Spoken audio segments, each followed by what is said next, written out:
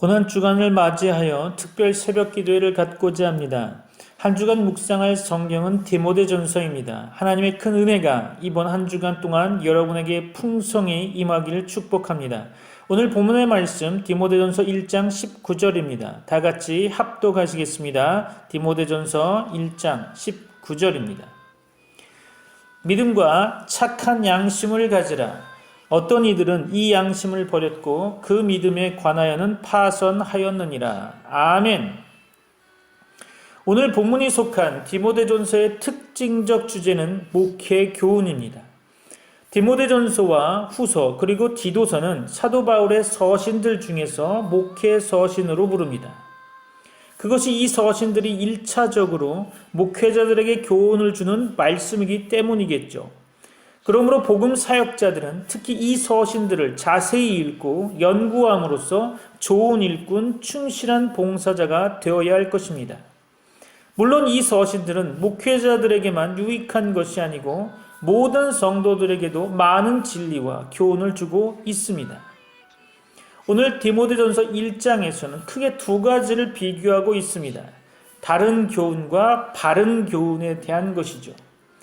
다른 교훈은 4절의 말씀처럼 신화와 끝없는 족보에 몰두하게 되는 결과를 가져온다고 이야기하고 있습니다. 아울러 바울은 경계하고 있죠.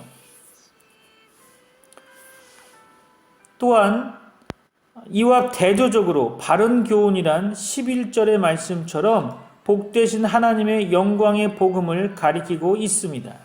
그 바른 교훈의 목적은 5절 말씀에서 언급했던 것과 같이 첫 번째로 정결한 마음을 갖게 하는 거죠.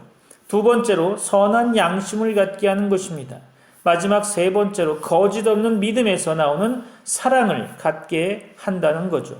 바울은 디모데에게 오늘 본문에서 언급한 바와 같이 믿음과 착한 양심을 가지라고 교훈하고 있습니다. 이는 그 시대가 신앙의 양심을 버렸고 신앙생활의 대표적인 믿음에 관하여는 부서진 배와 같이 되어버렸기에 아들과 같은 제자에게 교훈하고 있는 거죠.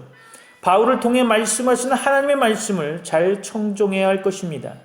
앞으로 우리의 믿음을 지키기엔 힘든 세상이 되어버렸습니다. 믿음의 모델도 점차 사라져가고 있고 어떤 것을 우리의 신앙 모델로 삼아야 할지 혼란스러운 세상입니다. 그러한 가운데 바울은 서두에 바른 교훈을 이야기하면서 말씀 중심으로 신앙의 원칙을 지킬 것을 말하고 있습니다. 여러분이 오늘 새벽에 붙잡아야 할 말씀은 믿음과 착한 양심을 가지라는 바울의 교훈의 말씀입니다. 여러분에게 하나님의 은혜와 복이 가득 넘치기를 소망합니다. 오늘 본문 디모데전서 1장을 좀 더 자세히 살펴볼까 합니다. 사도 바울은 1절에서 하나님을 우리 구주, 하나님이라고 부릅니다. 하나님께서는 우리의 구주 되시죠. 그는 이사야를 통해 나 곧 나는 여호와라, 나 외에 구원자가 없느니라 라고 말씀하셨습니다. 예수 그리스도께서 구주이시지만 그를 보내주신 하나님께서도 우리의 구주가 되십니다. 세상에는 하나님밖에 참 구주가 없습니다. 사람들이 의지하는 돈이나 세상 권세는 참 도움이 되지 못합니다. 그러므로 시편 146편 3절로 4절 말씀에서는 귀인들을 의지하지 말며 도울 힘이 없는 인생도 의지하지 말지니 그의 호흡이 끊어지면 흙으로 돌아가서 그날에 그의 생각이 소멸하리로다 라고 말했고요. 에스겔서 7장 19절에서는 그들이 그 은을 거리에 던지며 그 금을 오물같이 여기리니 이는 여호와 내가 진노를 내리는 날에 그들의 은과 금이 능히 그들을 건지지 못하며 능히 그 심령을 족하게 하거나 그 창자를 채우지 못하고 오직 죄악의 걸림돌이 되미로다 라고 말씀하고 있습니다. 구원의 능력은 오직 하나님께만 있습니다. 그는 전지전능하신 창조자이시기 때문이죠. 더욱이 사람과 세상의 근본적 문제는 죄 문제이며 사람은 죄의 결과로 온갖 불행한 일들과 사망과 지옥 형벌을 받을 수밖에 없고 그 죄와 불행에서 우리를 건져주실 자는 하나님밖에 없습니다. 다른 그 어떤 이도 우리를 죄와 불행에서 건져줄 수 없는 것입니다. 하나님께서는 우리를 사랑하심으로 친히 자기 아들을 십자가에 내어주셨고 우리를 죄와 불행으로부터 구원하셨습니다. 그는 우리의 구주 되십니다. 사도 바울은 1절에서 예수님을 우리의 소망이신 그리스도 예수라고 부릅니다. 예수께서 우리 소망이신 것은 그가 우리를 위해 십자가에 죽으시고 3일 만에 부활하시고 40일 동안 제자들에게 자신을 확실히 증거하신 후 승천하시고 하나님 오른편에 앉아 계시다가 다시 오실 것이기 때문입니다. 주께서 다시 오실 때 악인들은 공의의 심판을 받고 영원한 지옥에 던지울 것이나 의인들은 영광스러운 몸으로 부활하고 변화되어 천국에 들어가 영생을 누릴 것입니다. 그러므로 예수께서는 우리의 영광의 소망이시며 복스러운 소망이 되십니다. 그러므로 구원 얻은 성도들은 이 세상에 소망을 두지 말고 오직 주 예수께만 두어야 할 것입니다. 자기 자신이나 재물이나 세상 권세를 의지하는 자는 어리석은 자입니다. 인생은 짧고 세월은 빨리 흘러가죠. 누구에게나 늙고 병들고 쇠약한 시간이 곧 올 것입니다. 그러므로 우리는 자신을 의지하거나 세상 것들을 의지하지 말고 오직 우리 주 예수 그리스도만 의지하고 살아계신 하나님께만 소망을 두어야 할 것입니다. 사도 바울은 자신을 우리 구주 하나님과 우리의 소망이신 그리스도 예수의 명령을 따라 그리스도 예수의 사도된 바울이라고 고백하고 있죠. 그가 사도가 된 것은 자신의 의지가 아니었다는 겁니다. 그는 하나님과 예수 그리스도의 명령을 따라 사도가 되었다고 하죠. 그는 하나님과 예수 그리스도의 명령에 순종한 것입니다. 하나님께 순종하는 것은 인생의 본분이죠. 사도는 복음을 위해 보냄을 받은 자라는 의미인데 하나님께서 너는 사도가 되어라 라고 명령하시자 그는 곧 순종했다는 것입니다. 이사야가 환상 중에 내가 누구를 보내며 누가 우리를 위하여 갈꼬 라는 하나님의 음성을 들었을 때 내가 여기 있나이다 나를 보내소서라고 말한 것처럼 베드로가 갈릴리 해변에서 나를 따르라 라고 하는 예수님의 부르심을 받았을 때 곧 그물을 버려두고 그를 따른 것처럼 바울도 그를 사도로 부르시는 주의 명령에 순종했던 것입니다. 사도 바울은 본 서신의 수신자인 디모데를 향해 믿음 안에서 참 아들 된 디모데라고 말하고 있죠. 성도에게는 믿음이 가장 중요합니다. 왜냐하면 우리는 믿음으로 구원을 얻기 때문이죠. 디모데는 믿음 안에서 바울의 참 아들이었습니다. 그것은 디모데가 바울의 전도를 통해 구원을 얻게 되었다는 뜻이든지 혹은 믿음 안에서 아들로 여겨졌다는 뜻일 것입니다. 육신적인 아들보다 영적인 아들은 더 귀합니다. 육신적 가족관계보다 영적 가족관계는 더 귀하다고 저는 생각합니다. 예수님께서는 누가 내 어머니며 동생들이냐 누구든지 하나님의 뜻대로 하는 자는 내 형제요 자매요 어머니이니라 라고 말씀하셨죠. 교회는 믿음 안에서 서로 사랑하며 섬기는 아름다운 영적 공동체, 영적 가족들의 모임이어야 합니다. 이제 사도 바울은 하나님 아버지와 그리스도 예수 우리 주께로부터 은혜와 긍휼과 평강이 너희에게 있을지어다 라고 말하고 있습니다. 우리는 하나님의 은혜와 긍휼로 구원을 얻었고 하나님의 은혜와 긍휼로 날마다 부족과 실수를 씻음받고 신앙생활하며 조금씩 성화를 이루어가는 것입니다. 평안은 죄 씻음을 받은 자들에게 주시는 마음의 평안이며 또 거기에 더하여 주시는 몸의 건강, 물질적 안정, 환경적 평안도 포함된다고 생각됩니다. 사도 바울의 축복의 기도는 오늘 우리 모두에게 필요한 복이며 우리 모두가 항상 받아 누리며 살기를 원하는 바일 것입니다. 사도 바울의 디모데를 에베소에 머물게 한 목적은 어떤 사람들을 명하여 다른 교훈을 가르치지 말게 하려 함이라고 3절에서 말씀하고 있습니다. 교세로 자처하며 다른 사람들을 가르치려 했던 그들은 바른 말씀을 전하는 자들이 아니었던 거죠. 다른 교훈은 금지되어야 합니다. 교회 안에는 다양한 교훈들이 있어서는 안 됩니다. 참 교회의 근본은 바로 교훈에 있는 것이죠. 교회는 교훈의 통일성이 필요합니다. 그것은 성경적이며 역사적인 기독교 신앙의 통일성을 말하는 것입니다. 바른 교훈의 기준은 성경 말씀입니다. 신구약 성경만 신앙과 행위의 유일한 규범이 되어야 할 것입니다. 물론 성경이 유일한 규범이라고 말할 때 우리는 성경의 주관적 해석을 버리고 객관성 있는 바른 해석을 취해야 할 것입니다. 우리는 신화나 족보 이야기에 몰두해서는 안 되죠. 신화는 사실이 아닌 것, 즉 지어낸 이야기를 말합니다. 성경은 역사적 사건들과 사실들의 말씀들입니다. 그것은 신화나 허구가 아니고 사실들인 것이죠. 본문에서 언급한 족보는 육신적 혈통을 말합니다. 그것이 귀한 유산일 경우도 있으나 진리의 보존을 보장하지는 못하는 거죠. 육신적 족보로 말하면 천주교회가 사도들의 후예일지 모르지만 진리 사상으로 말하면 천주교회는 사도들로부터 이탈하였고 변질된 것입니다. 그러므로 육신적 족보보다 더 중요한 것은 바른 교훈의 증거일 것입니다. 사실상 육신적 족보는 헛된 것입니다. 누구의 아들, 누구의 손자라는 것이 무의미한 거죠. 하나님을 섬기는 주의 부르심을 입은 교회 내에서는 사도적 교훈을 가진 자가 예수 그리스도의 사도들의 참 계승자인 것입니다. 사도 바울은 신화나 족보 이야기 같은 것은 믿음 안에 있는 하나님의 뜻을 이룸보다 도리어 변론을 내는 것이라고 말합니다. 하나님의 뜻이란 죄인들을 향한 구원의 뜻을 가리키죠. 그 뜻이 믿음 안에 있다는 말은 구원은 믿음으로 시작되고 믿음으로 진행됨을 말하는 것입니다. 죄인들은 하나님의 아들 예수 그리스도를 믿음으로 구원 얻고 구원 얻은 성도는 믿음 안에서 성화되어 가야 하는 것입니다. 하나님의 뜻은 구원 얻은 성도가 믿음에 굳게 서고 온전한 성화에 이르는 것입니다. 참된 교훈은 우리로 믿음에 굳게 서게 합니다.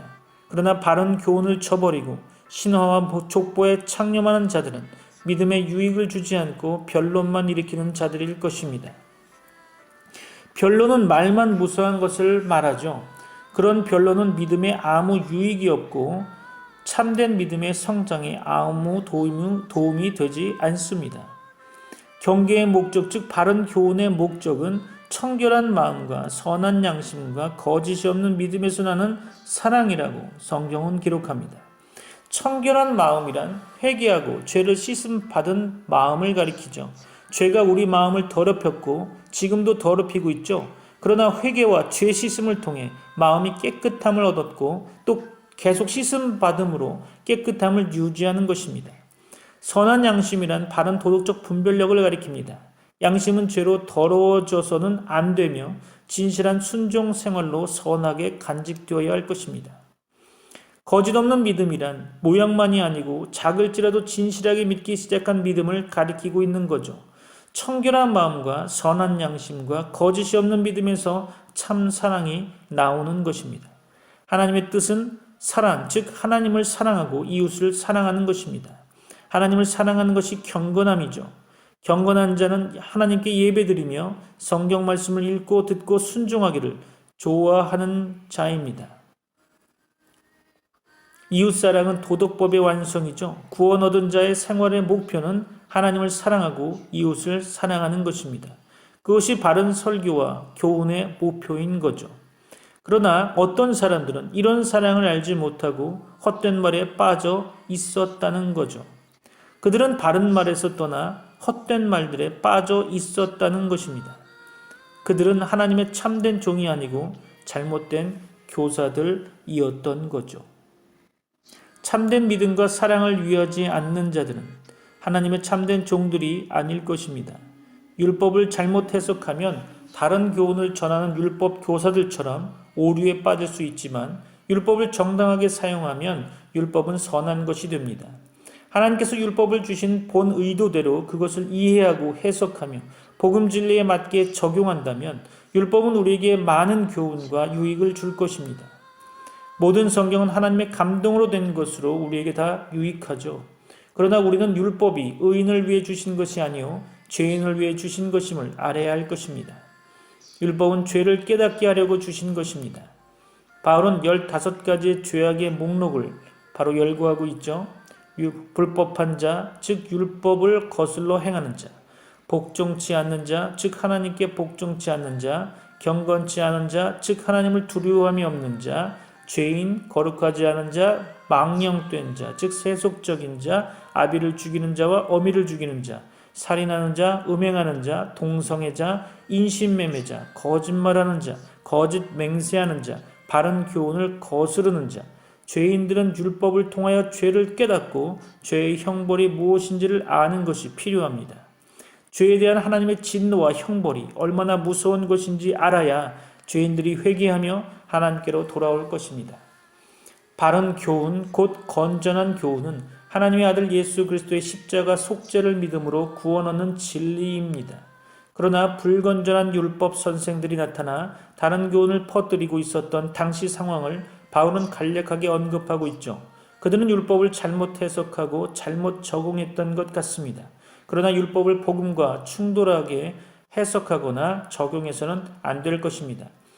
율법은 의의 표준으로서 또 우리의 부족을 깨닫게 하는 수단으로서 여전히 필요하지만 그것은 구원의 직접적 수단이거나 성화의 효력 있는 수단은 아닙니다.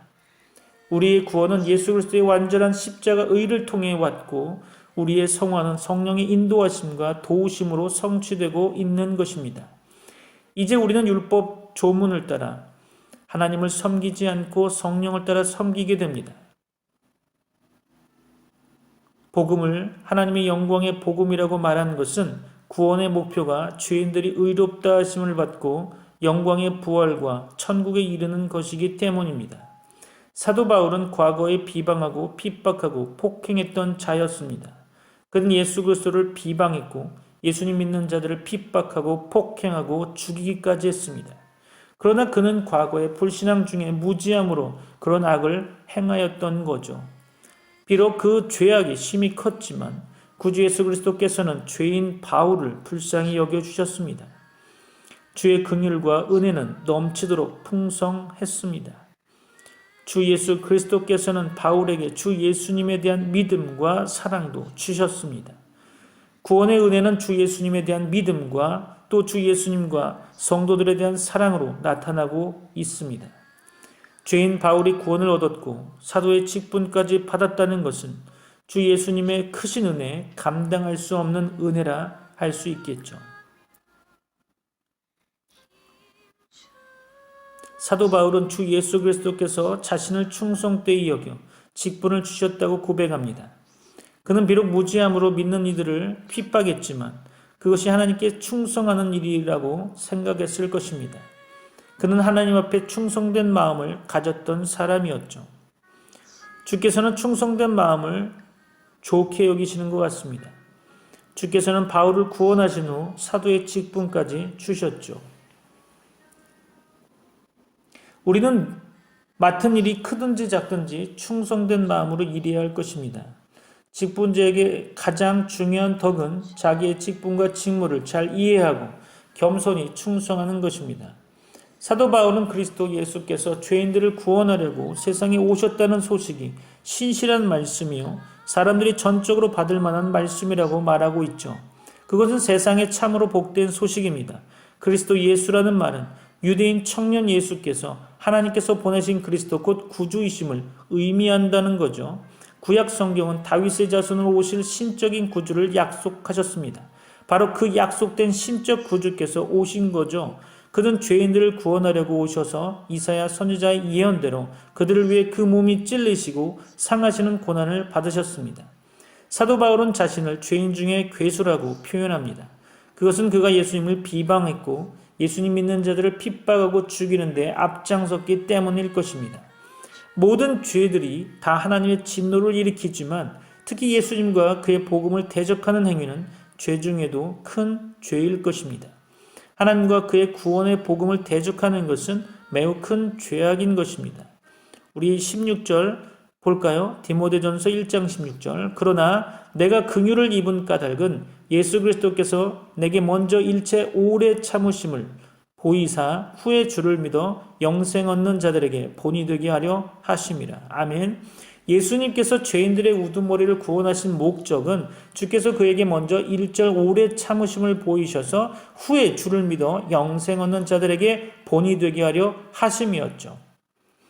죄인들의 괴수 같은 큰 죄인이 주의 긍휼을 입어 구원 얻었으므로 이제 어떤 죄인이라도 주의 긍휼을 입을 수 있음이 증거된 것입니다.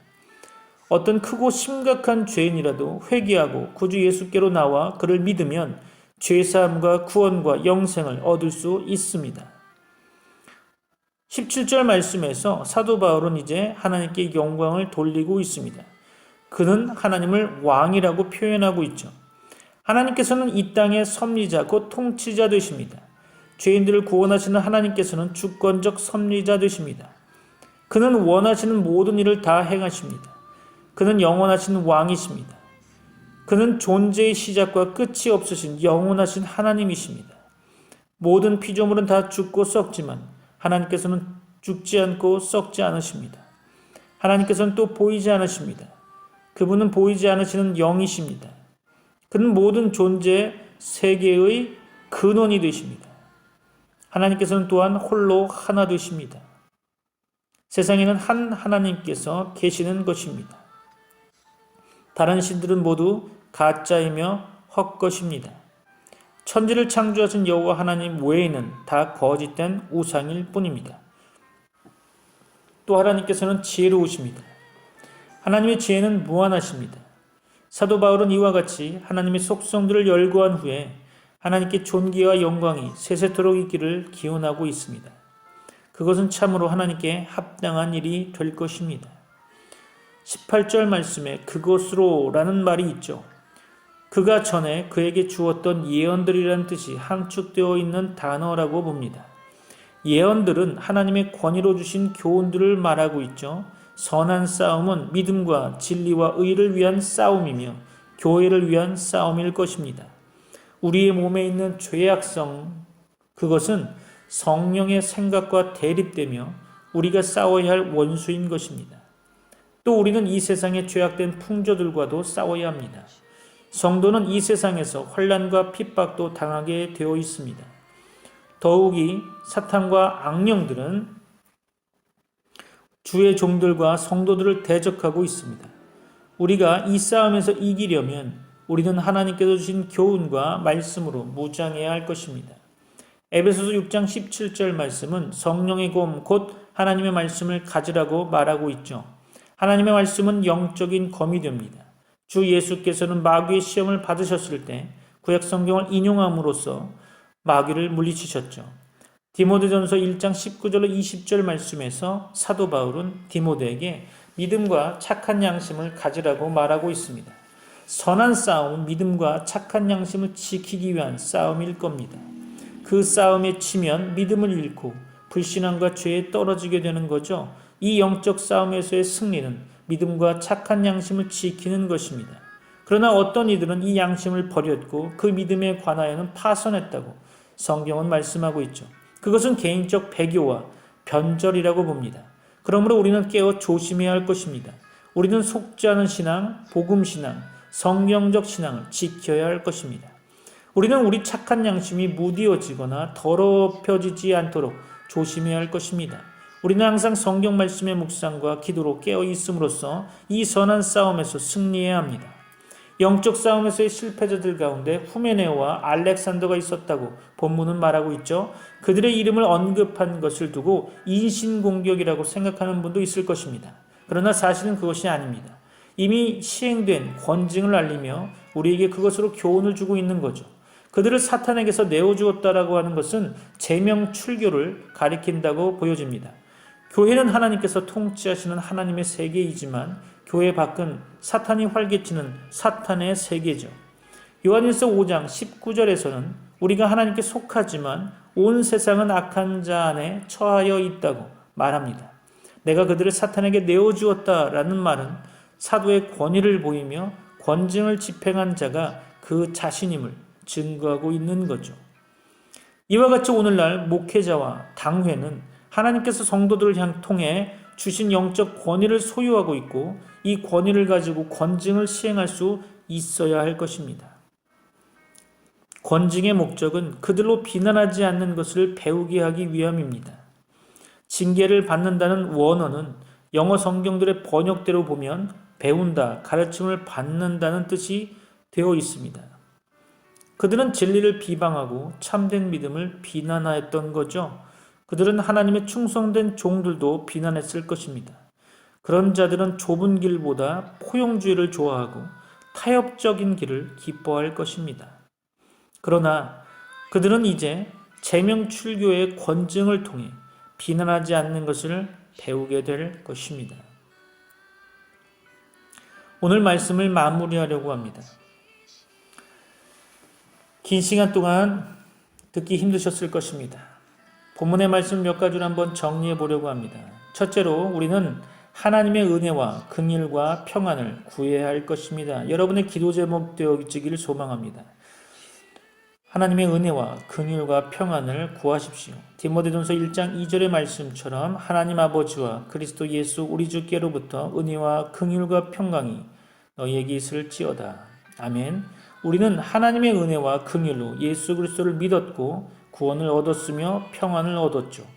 또 우리는 하나님의 은혜와 긍휼로 구원의 확신과 소망의 견고함과 성화를 이루며 고난과 수고의 세상 현실에서 낙심치 않고 평안을 유지해야 할 것입니다.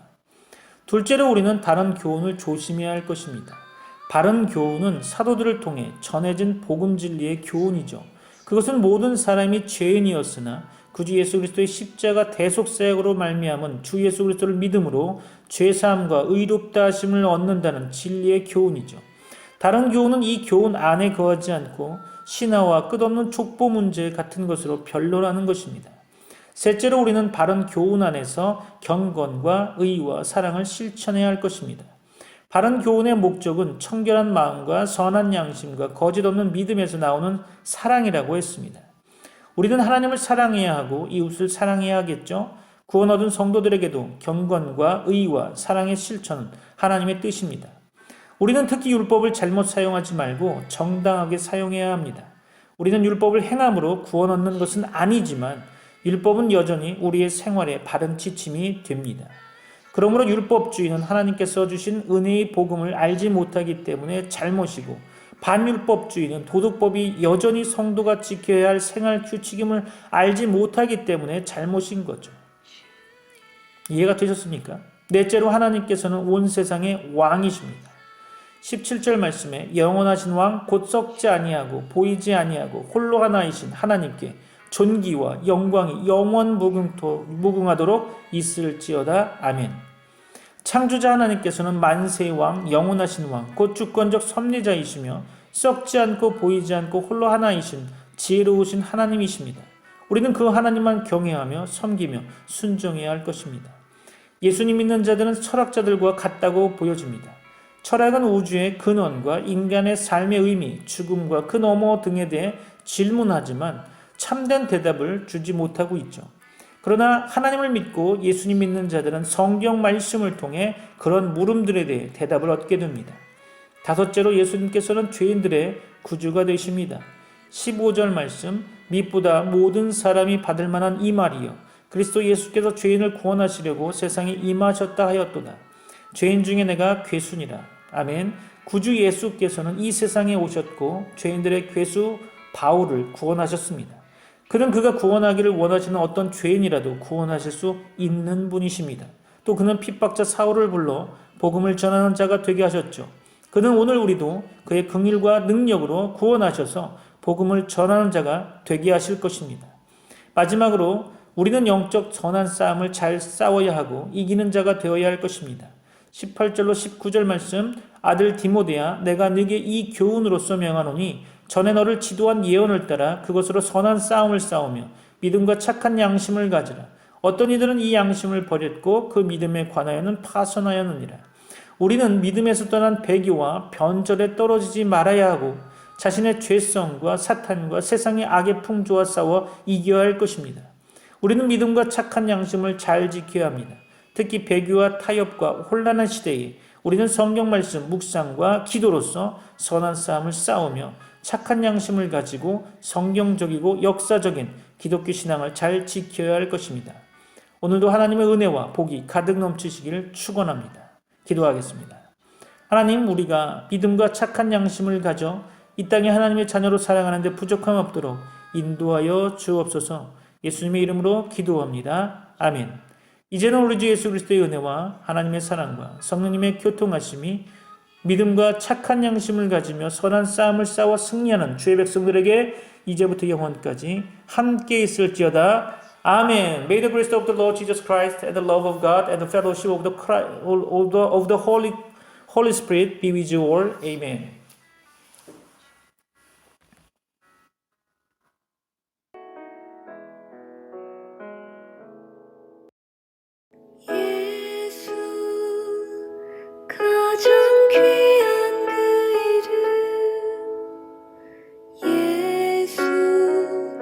언제나 기도 들으사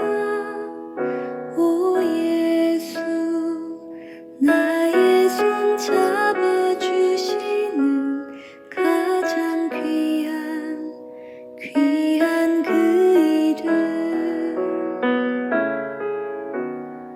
예수 찬양하기 원하네